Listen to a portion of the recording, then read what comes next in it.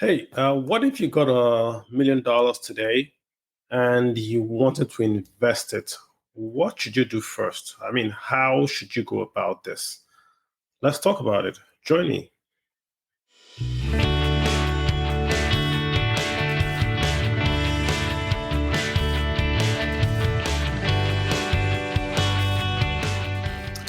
Hello again. Welcome to the podcast, The Way I See It. My views on the economy, on finance, on personal finance, and how they all intersect. Thank you for the messages. Thank you for the questions you guys have been sending in. I do appreciate them, and it does help me. So keep sending them and keep telling your friends about the podcast. Let's grow something here, guys. This week, I want to talk about investing. And the most common question I get is, I want to invest. Someone says, hey, I have money, I want to invest. Then they ask me the question, they ask me, what should I buy? And that's always the wrong question. I explain to you why. If you wanted to buy a car and you went into a car showroom and you told the dealer, hey, I've got 10 million and I want to buy a car. What car should I buy? He's going to basically ask you, well, what are you going to do with the car? Are you going to use the car for agriculture, for business? Are you going to use the car for a wedding? Basically, the type of your purpose of buying the car tells the dealer what kind of car to then recommend to you. If you just want to go on a cruise to drive from, say, Lagos to Calabar, top down, that might give you a coupe. If you're going to carry yams and transport from your farm to market, maybe you want to get a pickup, that's sturdy and all that, 4x4 from your farm. So the purpose of why you want to buy a car determines the type of car that you then offer to you to purchase. It's the same with investing. If you want to invest, basically want to know, why are you investing? How old are you? What's your concept of risk? These questions allow us, if we were like a car salesman, to then determine what sort of assets we could offer to you to then meet those considerations, or to then meet what you want to achieve by investing. So the three things that I basically like to ask investors when they ask me, hey, what should I buy? I basically ask them, well, how old are you? Then I ask them, how much risk are you willing to take? Or if perhaps in a better way, what's your concept of risk? How do you define risk when you want to invest? Then I want to basically know how long they want to stay invested. So it's, how old are you? How do you define risk? I.e., what is your objective once you're investing? And then, of course, how long do you want to stay invested? These are very, very important questions to ask and to get a response back, because they determine the types of asset classes that we can then recommend as advisors to the client. So again, assets are all divided into separate classes, and assets that behave the same way can be grouped together. For instance, if you have a treasury bill and a bond and a fixed deposit or a debenture, they are all fixed income securities. They all have the same characteristics, i.e., they all advise you a coupon or an interest, which you know in advance.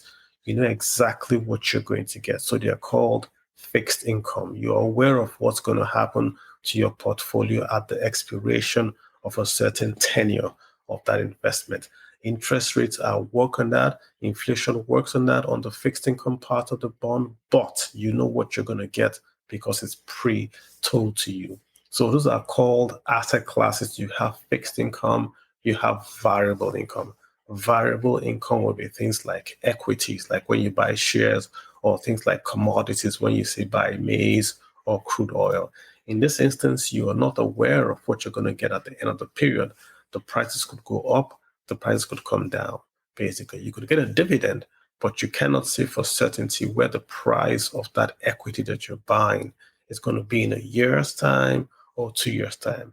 If you compare that to fixed income, the instant you make the investment, you know how much your principal is, you know what the coupon is, and you can determine how much you're going to yield back to yourself at the end of that tenure. So we have, in terms of asset classes, just two broad classifications: fixed income and, of course, variable income. So let's go right back to the very top. If you had $1 million to invest, how would you invest it? If you came to me, I would say, well, the first question is, how old are you?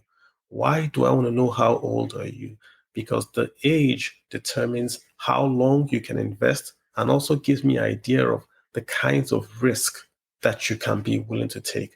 I give you an example. If you are 60, maybe you've retired or you're about to retire and you want to invest, I would be very careful about offering you equities as the main asset class in your portfolio. Why? Because equities are very, very risky. You could lose 100%, you could gain 100%. So because of that, it's going to be a problem if you're going to retire and you're going to earn a pension, which is going to be like a fixed pay salary paid out to you. You have no margin of error. If you lose your investments, you have nothing else coming in. You can't just go easily get a job because you're already at a later stage of your work life. So the age you are determines the sort of investment that is recommended to you. If you're much, much older, you should have a much, much lower proportion of variable income in your portfolio. If you're younger, yes, you have a longer period of compounding ahead of you. So yes, you should invest in equities. Yes, you can take more risk because you have more time to recover should those bets you have taken turn otherwise ugly. So the age is the first key question we want to find out. How old are you? Because that tells us what sort of investments are key for you at that age. Very important. The second is going to be, like I said, how much risk you want to take, but in the question of what are your objectives. So we want to ask you, hey, why are you investing? Okay, we know you're 45 years old, but what's the objective of you putting this money aside? Well, they are just going to be, if you take a spectrum, on the left-hand side of the spectrum, you're going to have capital preservation, in which case your main objective here is to preserve your capital. You want return, don't get me wrong. You want the money to grow, but your overriding objective for investing is to preserve the capital. Well, on the other side is the opposite. Here you have capital appreciation, in which case your main objective is to appreciate your capital, i.e., to make it grow. Now, these two are the two ends of the spectrum. When you want to preserve capital, that says to me that your risk profile is very, very low. You are looking at saving the principal, maybe earning an income on that principal, but you don't want to basically put that principal at risk of dissipation. So your attitude to risk is very, very conservative. That's basically what that answer tells us. What about capital appreciation? If you say you want to appreciate your capital, what that tells me that you want to employ that capital to take risk, to ride the volatility train and see where it takes you to. Well, in a planned, measured manner. So that means you want to take more risk. You want to grow that principle, which is why you want to basically risk that principle to appreciate it. So you're either preserving the capital or you are appreciating the capital. If you're preserving the capital, then your risk profile is set to be lower than a gentleman that wants to appreciate his capital. So of course, the first thing we've said is the age. If we know your age, we can know your how long or what kind of investments we can offer to you. And we give the example of the pensioner at 16 shouldn't be doing a lot of equities. The second objective or second question I want to find from you then is, what are your objectives or what is your attitude to risk? And we've said, if you say, hey, I want to preserve my capital, the signal I get back is that, listen, your risk tolerance is kind of low or lower than the person that wants to do a capital appreciation. So that then tells me, okay, is that a kind of investment I could offer to you? To be like, I'll give an example, same thing.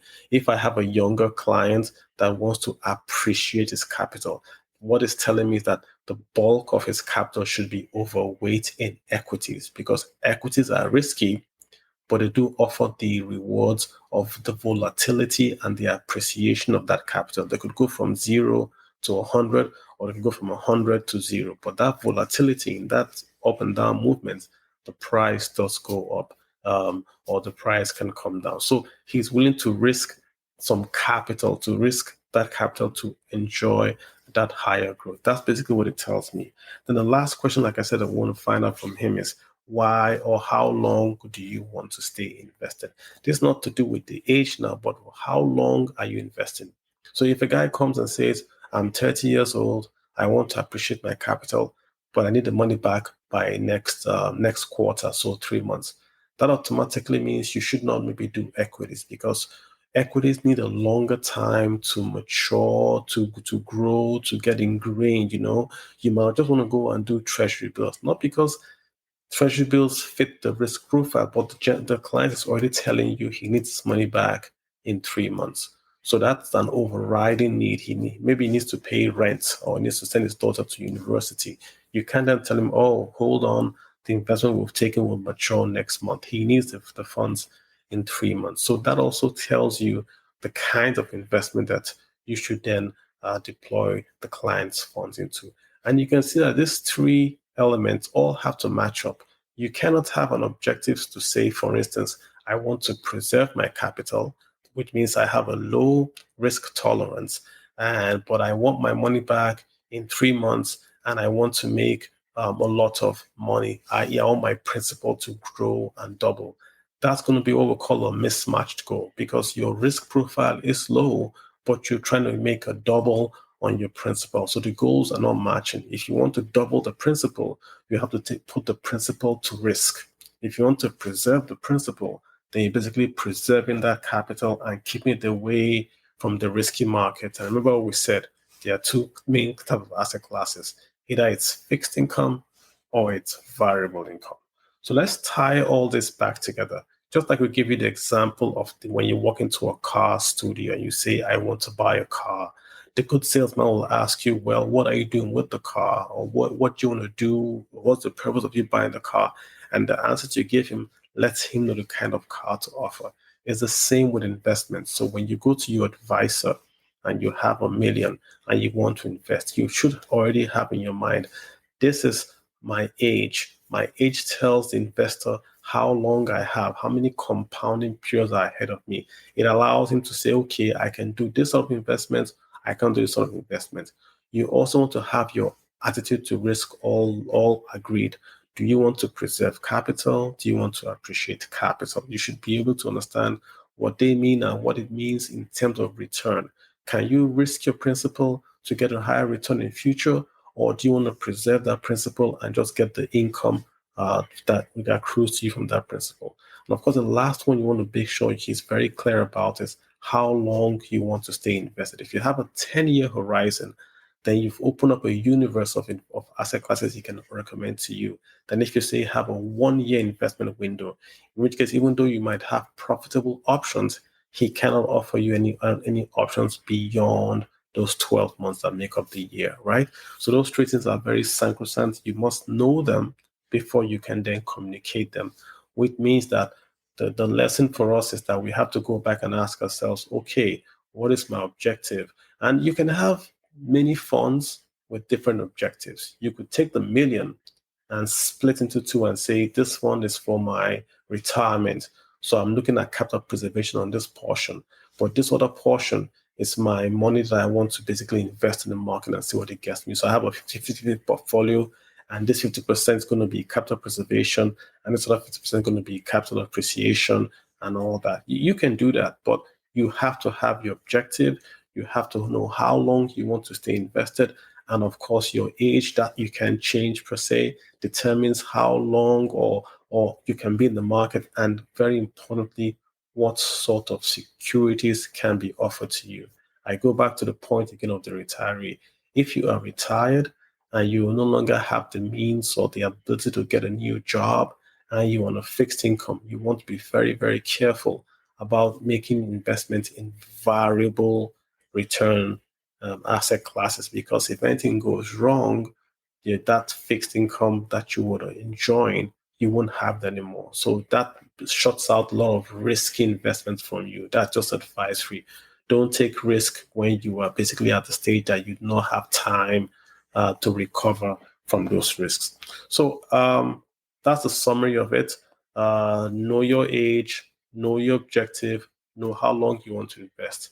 And that then enables the advisor to do what's called an asset allocation for you, which means you take those assets you've given to him and they'll create a table of fixed income, of variable income, and give them percentages of and create a plan for you. Asset allocation is the key reason if you will make profit, if you make a loss, and if you would meet your investing objectives.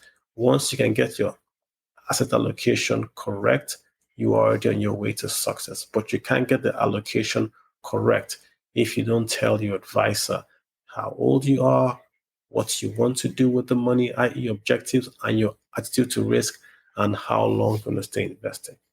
So thanks, guys, for listening. I appreciate you guys. Once again, like I said, tell your friends. Meet me here next week. We'll have another topic for you. Thank you. I appreciate you guys. Thank you.